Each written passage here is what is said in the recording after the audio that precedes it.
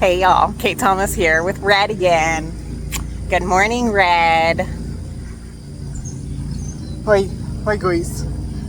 Hi.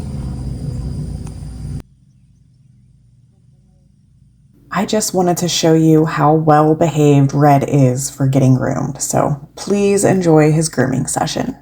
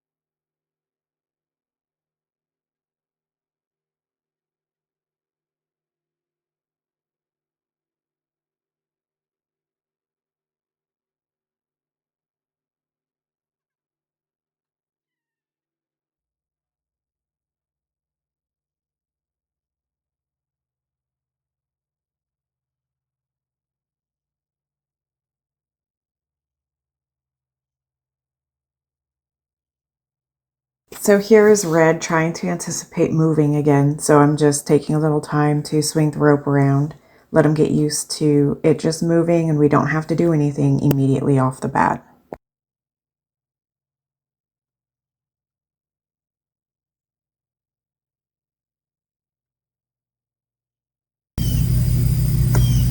So Red's really good about moving off the pressure. What I'm teaching him is that he only has to move if my energy comes up to move.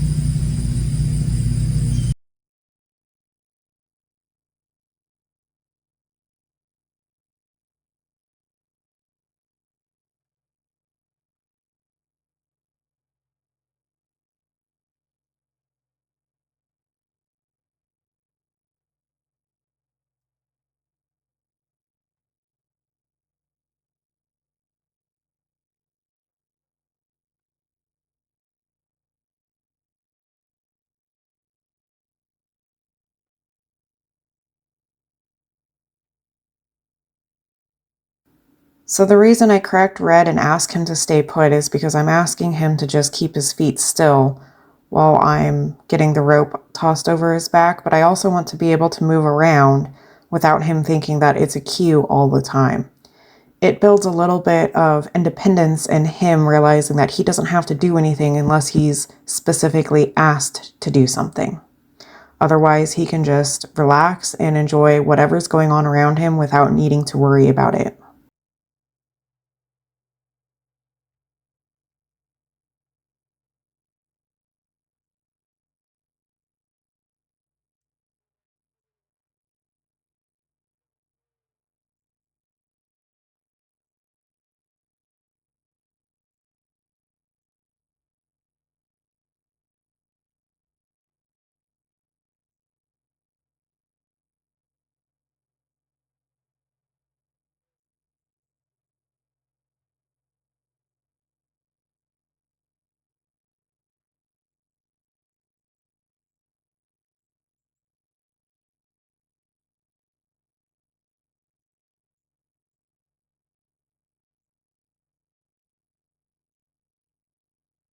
Red finally realizing that he can just stand quietly while the rope gets tossed over his back.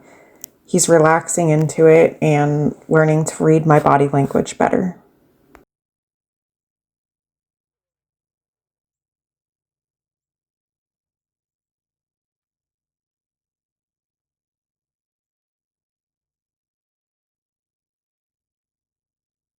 I like to toss the rope around the horse's legs as well. It gets them prepared for anything they might get tangled up in the future. Just to stand there and be able to relax around it. Anything that accidentally touches them, they won't have to react to it.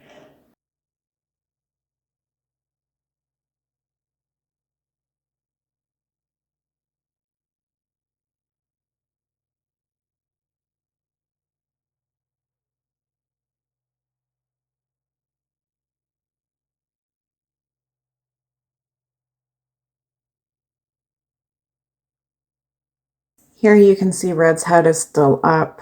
While he's not moving his feet, he's still thinking about leaving because he's always so eager to move his feet, but he's learning that he can stand there and relax into it.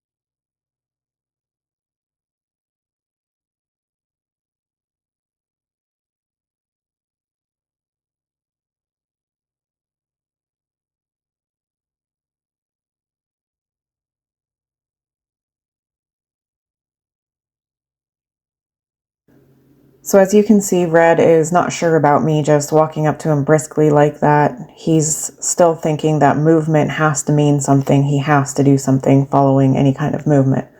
So I'm just teaching him that he can keep his feet still and just observe what's going on around him and wait for my cue before he actually has to do something.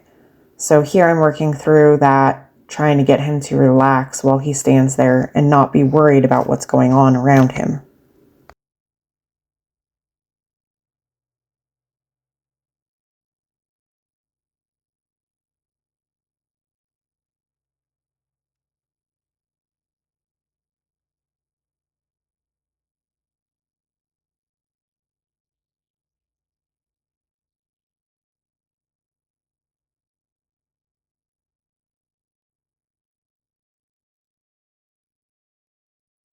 I find that the timing of the release is more important than the amount of pressure that's going on around them. If your timing on release is really good, they will learn much quicker. So here I am teaching Red how to give his foot to pressure of the lead rope around it. This will come in handy if he ever gets caught in tangled up in something. He'll be able to relax into it and give to pressure. I find it's a really important tool to teach them, and it also makes them lighter to respond when you're picking up their hooves for cleaning or preparation for the farrier.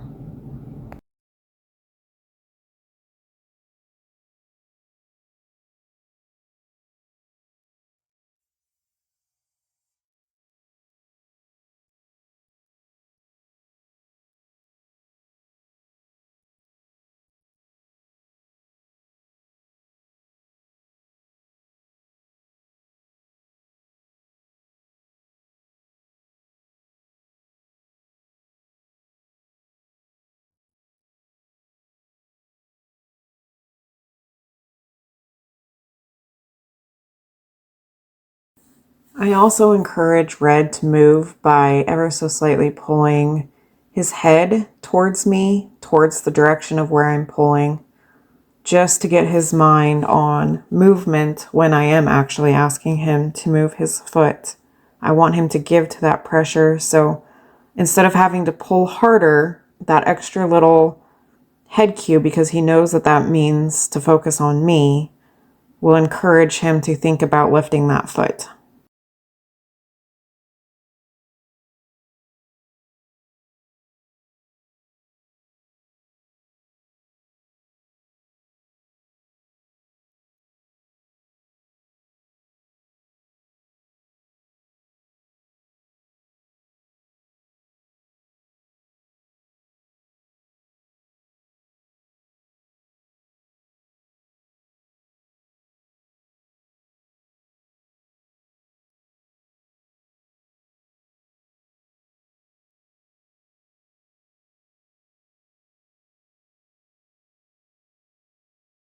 So there you saw him step away from me. However, I held on the pressure until he gave his foot back towards me, and then I released it. That helps him distinguish that it wasn't just any old movement. It was a specific movement that he needs to give his leg. Not just move, but actually give to that pressure.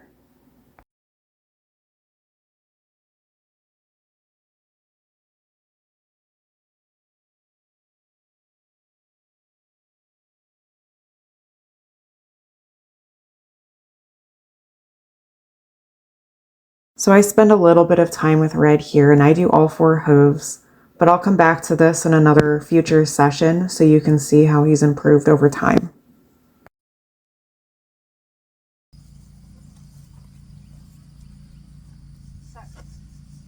So here I am teaching Red to target with another object other than my hand. Targeting helps bring out the curiosity side of a horse's mind as well as building their confidence.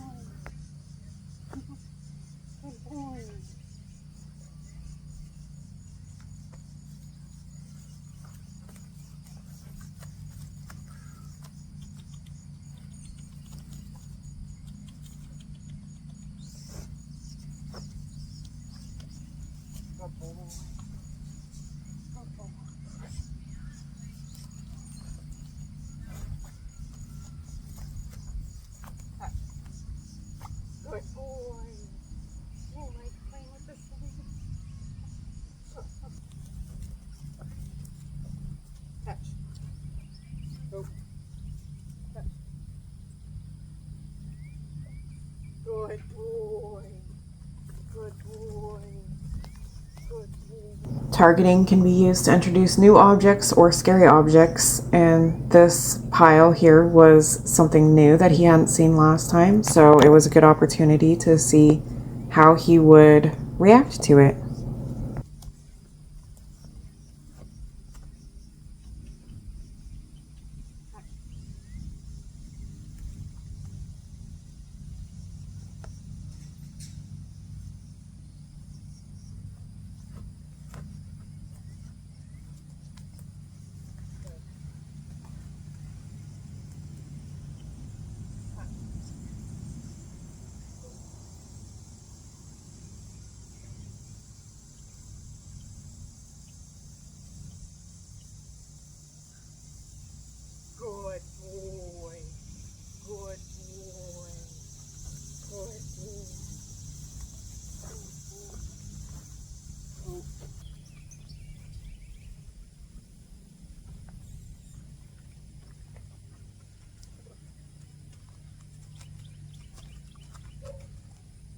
So here I am getting Red further away from his herd mates as he's a little bit herd sour, so I'm saying how far away we can get while he stays in a calm state of mind.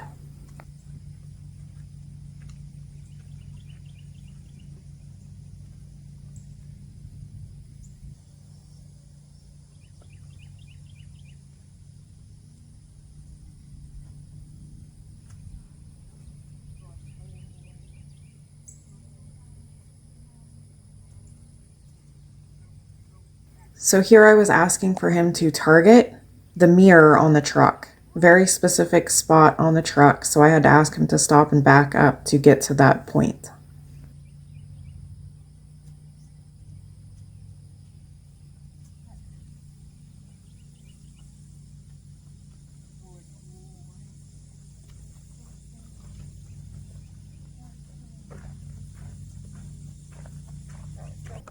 Goodness.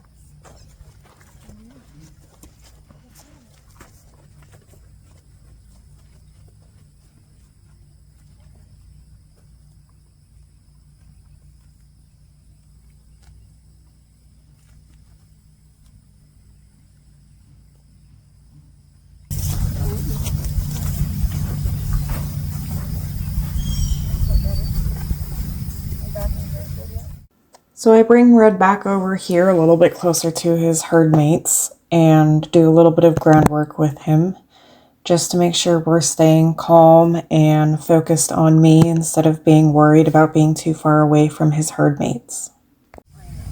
Good boy.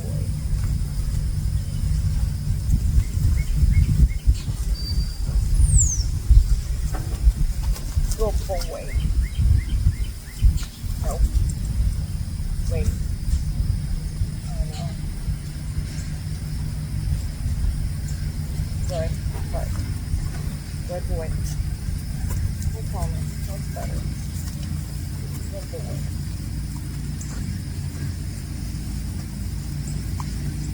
That's better.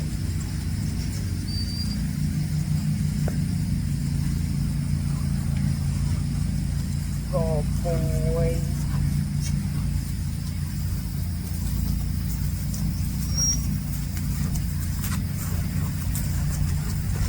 That's a good boy.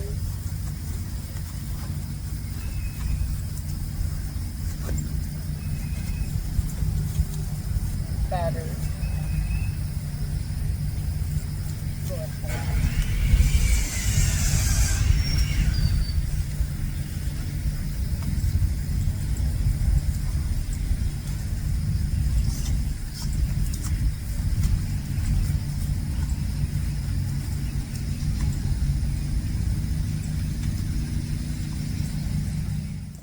So here I use the flagpole as another targeting practice for Red.